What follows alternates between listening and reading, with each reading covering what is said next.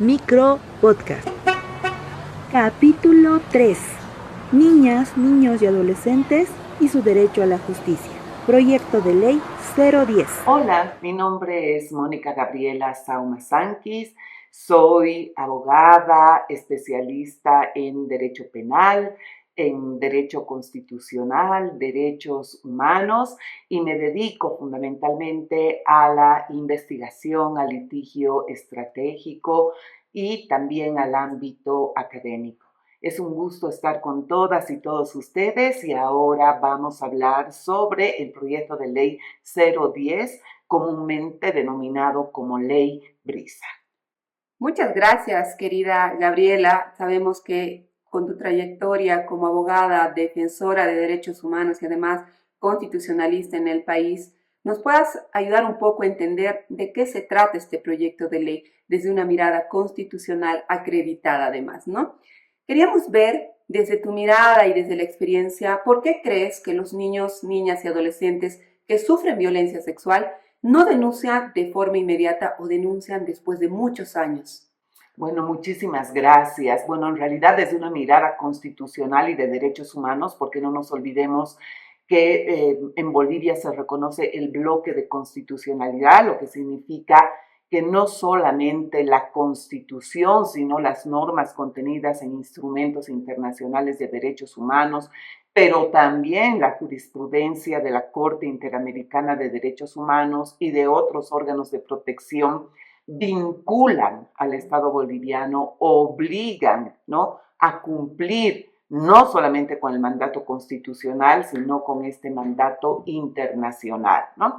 En ese marco, tanto a nivel internacional como interno, se ha reconocido el gran impacto que tiene la violencia sexual con relación a niñas, niños, adolescentes. ¿Por qué?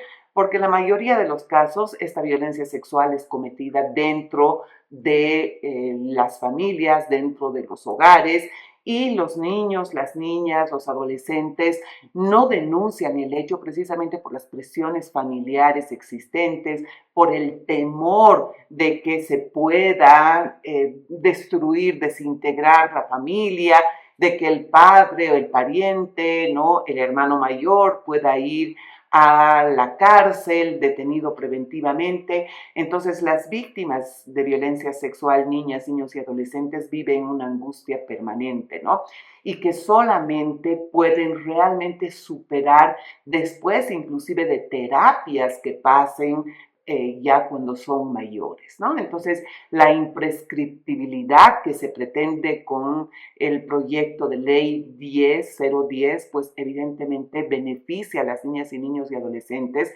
¿Por qué? Porque los ayuda a sanar, ¿no? A sanar todo ese dolor que se han guardado durante años y que por circunstancias familiares, por presiones, por miedos, no han podido denunciar oportunamente. Y en ese marco hemos visto en la narrativa que se ha estado desinformando e incluso confundiendo varios términos.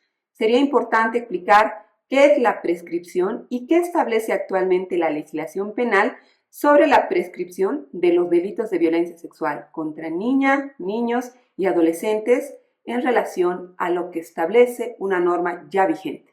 Uh-huh. Perfecto. Bueno, en realidad la prescripción entendida de manera general es la extinción de derechos, es la extinción de sanciones, la extinción de la acción penal por el transcurso del tiempo. Es decir, que pasada una determinada cantidad de años, ya no es posible ejercitar un derecho, ejercer la acción penal, imponer una pena, etc., ¿no? En materia penal, expresamente, la prescripción puede tener diferentes alcances, ¿no? Hablamos de una prescripción de la pena, por ejemplo, ¿no? En el sentido de que una vez impuesta una pena, existe un tiempo determinado para su aplicación. En el caso de Bolivia, por ejemplo, la ley 1443 ya ha establecido la imprescriptibilidad de la aplicación de la pena en casos de violencia sexual contra niñas, niños y adolescentes. Eso es algo que ya lo tenemos, es imprescriptible, por lo tanto, la extinción de la acción penal por haber transcurrido un tiempo determinado de la pena.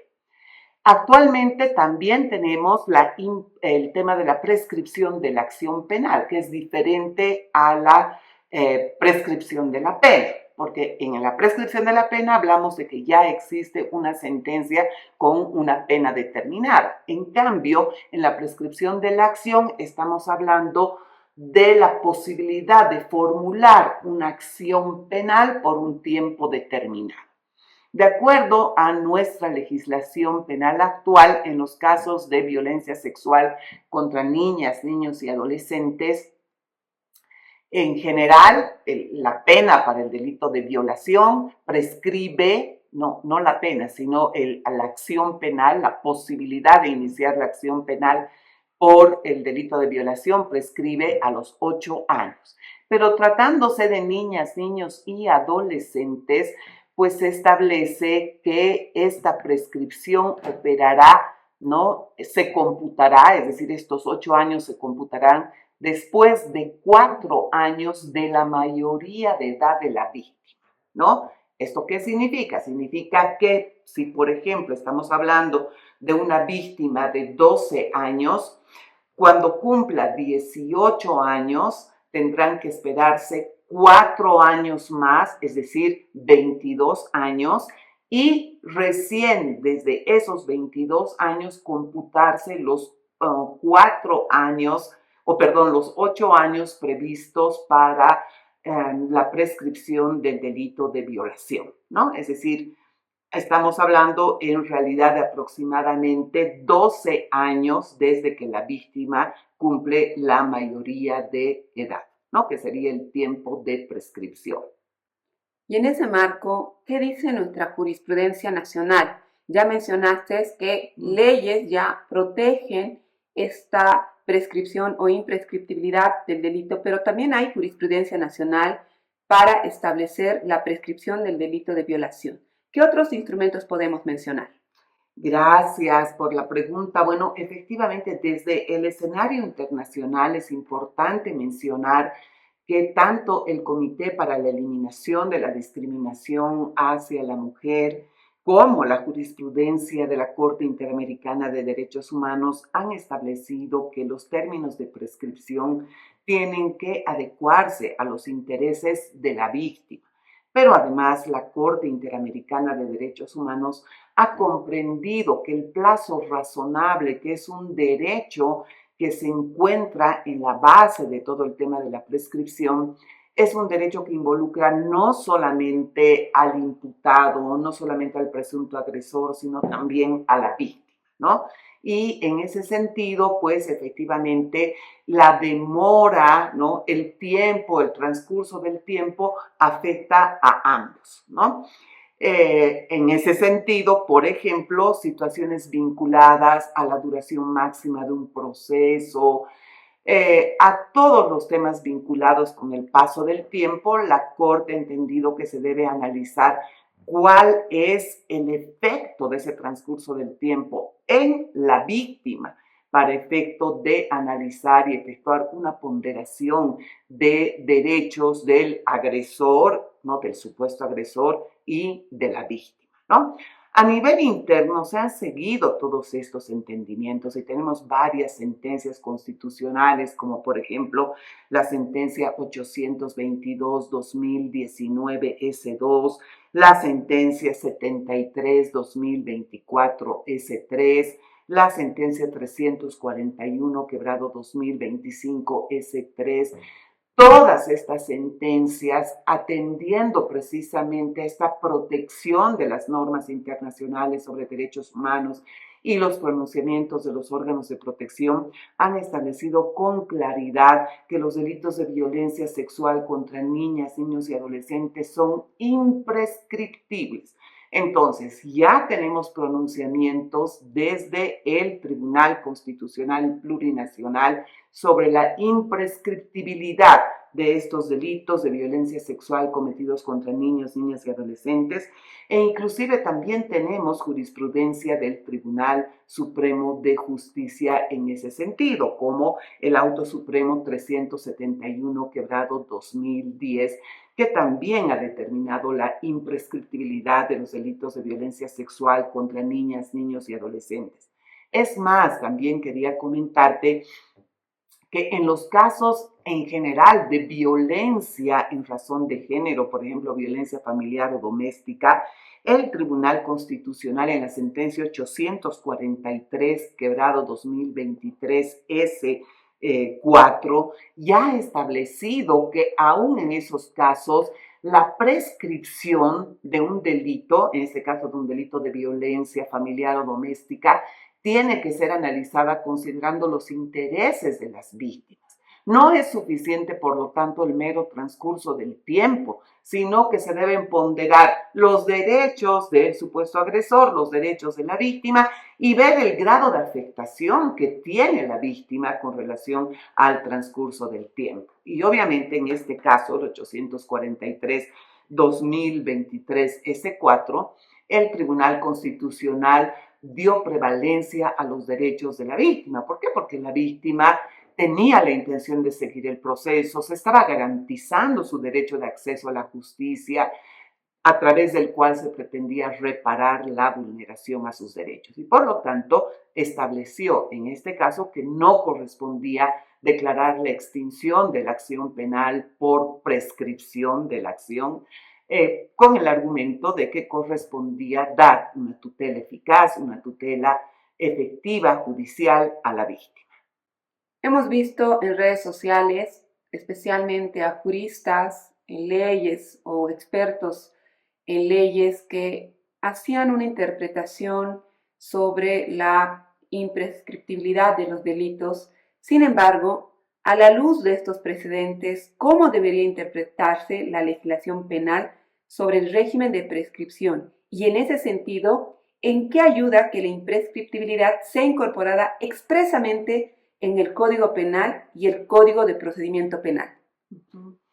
Bueno, en realidad, como te comentaba hace un momento, la imprescriptibilidad ya está dispuesta, ha sido establecida por la jurisprudencia del Tribunal Constitucional y también por la jurisprudencia del Tribunal Supremo de Justicia, ¿no? Es más, no solamente para los casos de violencia sexual, ¿no?, contra niñas, niños y adolescentes, sino que también para todos los casos de violencia en razón de género, el tribunal ha entendido que se debe hacer una ponderación de derechos, ¿no? Y, en su caso, dar prevalencia a los derechos de la víctima por el grado de afectación que el transcurso del tiempo genera en sus derechos, ¿no? Sin embargo, es importantísimo que el tema de la imprescriptibilidad esté en el Código Penal, en el Código de Procedimiento Penal.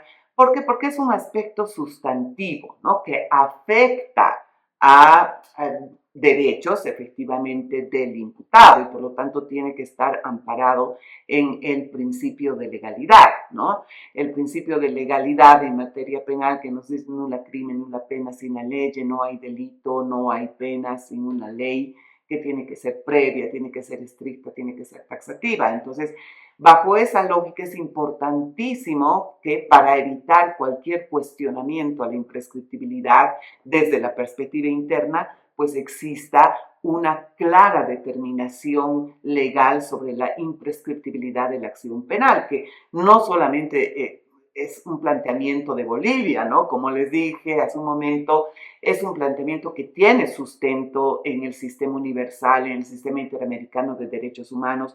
Muchos países ya tienen la imprescriptibilidad de los delitos de violencia sexual. Uno de los países que recientemente ha determinado la imprescriptibilidad de los delitos contra niños, niños y adolescentes vinculados a violencia sexual, por ejemplo, es Chile, ¿no? Y así como existe imprescriptibilidad o como se pretende introducir en la ley denominada Brisa, la imprescriptibilidad en los delitos de violencia sexual contra niñas, niños y adolescentes, tenemos la imprescriptibilidad en otros tipos penales y nadie las cuestiona, ¿no? Por ejemplo, tenemos la imprescriptibilidad de los delitos cometidos por servidoras y servidores públicos en materia de corrupción, pero nadie hace un problema de Estado por esa imprescriptibilidad. Tenemos la imprescriptibilidad de los delitos contra el medio ambiente y tampoco existe un arrebato social, ¿no?, sobre la existencia de esta imprescriptibilidad. Entonces creo que lamentablemente no estamos midiendo las cosas con el mismo rasero, ¿no?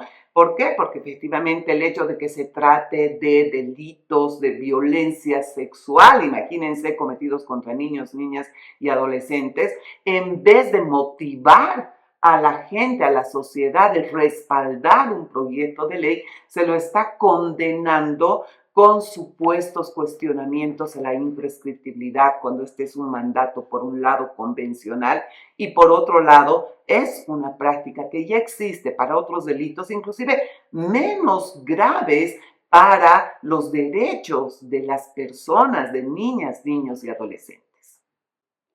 En toda tu experiencia, y sabemos que efectivamente por tu labor estás en constante litigio por estas temáticas, ¿conoces casos en los que se haya dictado sentencias o actualmente estén siendo investigados en aplicación de estos precedentes? Bueno, es decir, que no se haya declarado prescritos por el transcurso del tiempo. Sí, claro que sí. Las sentencias que he mencionado pues son una prueba clara de que los procesos por violencia sexual contra niños, niños, adolescentes siguen su curso aplicando precisamente estos estándares internacionales y los precedentes que hemos mencionado. Pero además, reitero, no solamente en casos de violencia sexual, sino que actualmente en el marco de la sentencia 843-2023 S4, en cualquier caso de violencia en razón de género, la obligación de la autoridad judicial es analizar las consecuencias del transcurso del tiempo para la víctima y para el agresor para efectuar una ponderación de derechos. En ese marco, existiendo las decisiones señaladas de nuestros más altos tribunales, en especial la del Tribunal Constitucional, ¿por qué crees que hay personas que consideran que incluir en nuestra normativa la imprescriptibilidad del delito de violación de menores de edad sería inconstitucional? ¿No crees que esto sería contradictorio, viniendo aún más, incluso de profesionales en el derecho? Claro que es contradictorio, ¿no? En realidad no resultaría inconstitucional. Ha sido el propio Tribunal Constitucional el que ha determinado la imprescriptibilidad, dando aplicación directa a las normas, recomendaciones, estándares internacionales, precisamente por considerar que esos razonamientos internacionales en el marco del bloque de constitucionalidad tienen que ser aplicados a nivel interno. No existe ningún fundamento de inconstitucionalidad. Yo quisiera preguntar a todos estos actores que precisamente reclaman de una supuesta inconstitucionalidad, ¿cuál es el fundamento? ¿Qué norma, qué derecho se está vulnerando? ¿Qué garantía jurisdiccional se estaría poniendo en juego? Al contrario, estamos hablando de medidas que por las particularidades de la violencia sexual, por el grado de desarrollo, ¿no?, por la poca madurez que tienen los niños, niñas y adolescentes, lo que se pretende es proteger, ¿no?, para que no se obstaculice su derecho de acceso a la justicia y se reparen los derechos que han sido violados. En este marco precisamente de la desinformación, desde tu criterio, ¿es verdad que al declarar la imprescriptibilidad cualquier víctima podría denunciar a otra persona después de 20, 30, 40 años sin ninguna prueba más que solamente su palabra y que el denunciado automáticamente pasaría a ser condenado? Claro, por supuesto que no, ¿no? Es un discurso que lo escuchamos a diario, ¿no? En primer lugar, el proyecto 010, el proyecto de ley denominado Ley Brisa, de ninguna manera establece en ningún artículo que la sola declaración de la víctima es suficiente para acusar y por supuesto menos para condenar a una persona que ha sido acusada por un delito de violencia sexual, ¿no? Por supuesto que esta declaración de la víctima requiere de otros elementos probatorios, inclusive periféricos. Ya tenemos jurisprudencia del Tribunal Supremo de Justicia que a la vez se basa en jurisprudencia de otros estados, ¿no? Que establecen algunos requisitos para precisamente valorar la declaración de la víctima, ¿no? Uno de esos requisitos, por ejemplo, es la existencia de la corroboración de la declaración de la víctima, lo que implica analizar los elementos probatorios periféricos, ¿no? Es decir, aquellos elementos que si bien no están referidos al hecho mismo del acto sexual, de la violencia sexual, sin embargo, sí ayudan a corroborar la declaración efectuada por la víctima, ¿no? Entonces, la declaración solitaria evidentemente tiene que ser entendida como un elemento fundamental para la investigación, ¿no? Yo creo que esta declaración de la víctima es fundamental para que el Ministerio Público investigue, reúna todos los elementos y obviamente crea a la víctima, ¿sí? Desde el primer momento, porque efectivamente la Corte Interamericana de Derechos Humanos ha generado este precedente, ¿no? El caso Fernández Ortega versus México, ¿no? Que ha sido reiterado por otros precedentes, como el caso J versus Perú, ¿no? En sentido que la declaración de la víctima es una prueba fundamental del hecho. Pero este precedente de la Corte Interamericana tiene que ser analizado en digamos, con diferente impacto de acuerdo al momento procesal en el que nos encontremos. Si estamos ante una denuncia de la víctima, esa denuncia tiene que ser creída, ¿sí? Y esta declaración de la víctima tiene que ser una declaración asumida como verdad por el Ministerio Público, por los funcionarios policiales. Porque de lo contrario nos encontramos con situaciones, ¿no?, que se han venido denunciando, donde no creen a la víctima, donde no investigan porque creen que está mintiendo. Entonces, esta declaración al inicio de la investigación es esencial para darle total credibilidad e investigar. Y es precisamente en la investigación, en la investigación preliminar, en la etapa preparatoria, donde se reunirán todos los elementos para efectivamente corroborar esa declaración. De tal manera que cuando se llegue a una acusación, efectivamente se tenga la declaración de la víctima, pero con prueba suficiente que corrobore esta declaración. ¿Para qué? Para que en juicio ya la autoridad judicial, digamos, que contraste esta declaración con los diferentes elementos probatorios que se tengan, ¿no? Y ya para ir cerrando, mencionabas sobre las sentencias. Este proyecto de ley nace en el marco de una sentencia de la Corte Interamericana de Derechos Humanos, que es el caso Angulo Lozada versus el Estado de Bolivia. ¿Qué pasa con estas narrativas también muchas veces promovidas por sectores e incluso juristas que dicen es solamente una mera recomendación, el Estado puede o no puede hacerlo, es una imposición extranjera en el país, ¿no? Entonces generando una ola de desinformación sobre estándares internacionales. De manera corta y sencilla, ¿cómo podemos explicar qué es una sentencia, por qué es importante cumplirlas y qué pasa si el Estado decide no cumplir?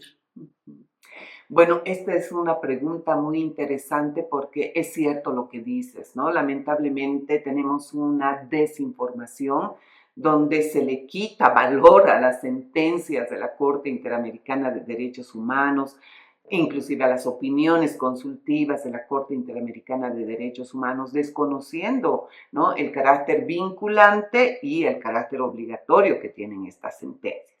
Para explicar mejor esto, debemos partir de que Bolivia, al ratificar la Convención Interamericana sobre Derechos Humanos, ha reconocido la competencia de la Corte Interamericana de Derechos Humanos tanto en su función consultiva como en su función interpretativa. Y efectivamente, la Corte Interamericana tiene una función consultiva cuando emite las opiniones consultivas. ¿no? Es decir, cuando la propia Comisión Interamericana de Derechos Humanos o algún Estado parte le hace alguna consulta sobre la compatibilidad de determinadas normas con la Convención Americana sobre Derechos Humanos, ¿no?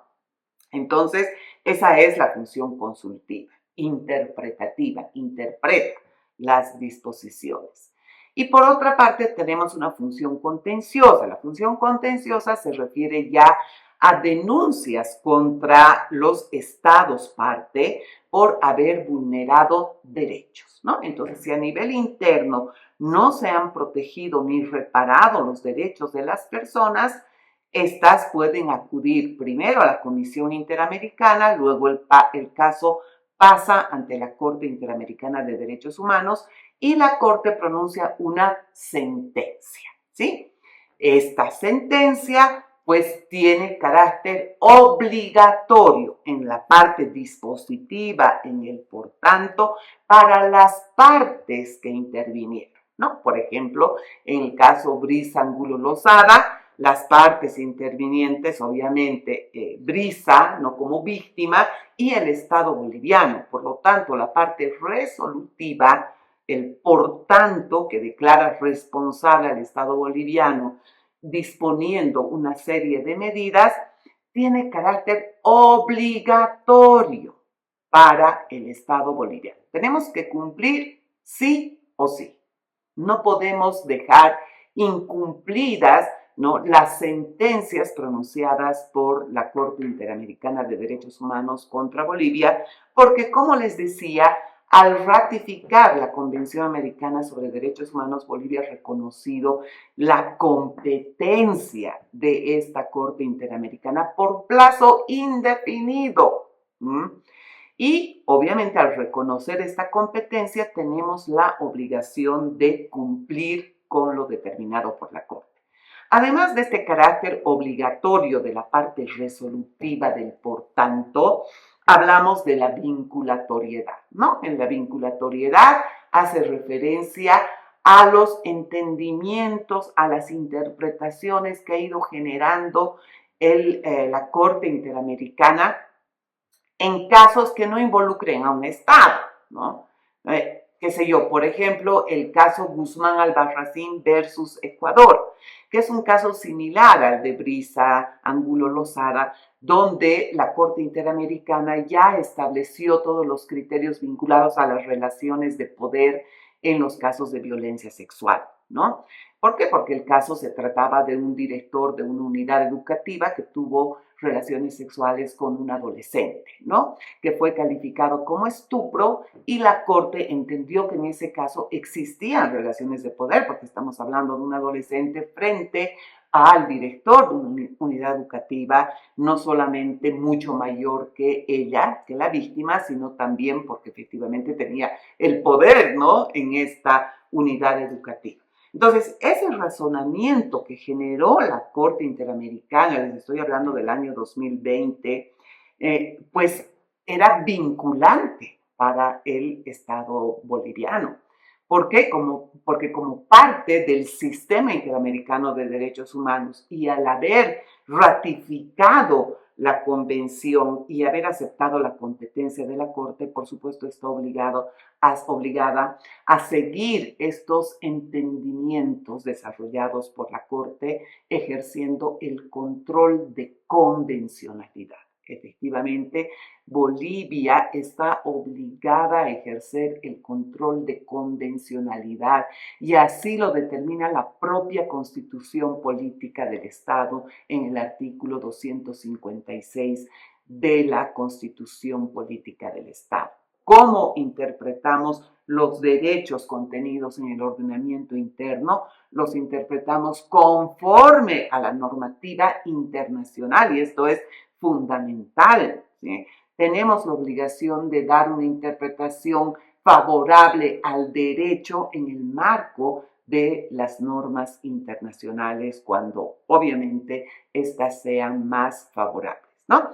Entonces, por un lado está la obligación de cumplir con lo expresamente dispuesto por una sentencia de la Corte Interamericana contra Bolivia, Pero también tenemos la obligación de aplicar los entendimientos, los precedentes vinculantes que ha generado la Corte Interamericana en otros casos, ¿no? Entonces, por supuesto, en el caso Brisa Angulo Lozada, el Estado boliviano tiene la obligación de cumplir con lo determinado en la sentencia del caso, que expresamente señala que se debe derogar el tipo penal estupro y que dentro del tipo penal violación se deben comprender todos los elementos del tipo penal estupro y que evidentemente el elemento central del tipo penal violación debe ser el consentimiento, ¿no?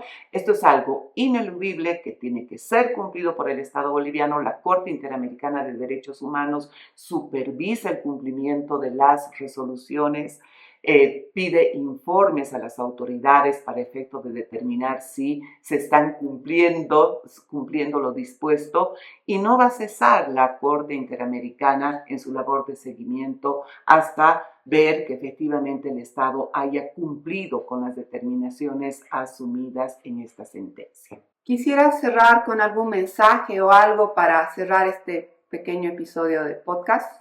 Sí, muchísimas gracias primero por este espacio. Me parece importantísimo aclarar, ¿no? Mucha desinformación que ha estado circulando por las redes, pero además me gustaría expresar mi solidaridad con todas las víctimas, ¿no? De violencia sexual, de violencia en razón de género, que lamentablemente están siendo denigradas ahora por comentarios antojadizos, desinformados, misóginos, que lo que buscan, ¿no? Es distorsionar el contenido del proyecto de ley para generar en la sociedad, ¿no? Un desacuerdo con este proyecto de ley, ¿no? En el transcurso de este podcast se ha visto que efectivamente esta ley de ninguna manera está limitando derechos, es inconstitucional. Todo lo contrario, lo que se pretende es proteger a los sectores más vulnerables, ¿no? Frente a la violencia sexual, que son las niñas, niños y adolescentes. Y esa es una responsabilidad del Estado, es una responsabilidad de la sociedad, porque no podemos dejar desprotegidos a las personas, a niñas, niños y adolescentes que requieren de la adopción de medidas urgentes para su protección. Muchas gracias. Micro Podcast.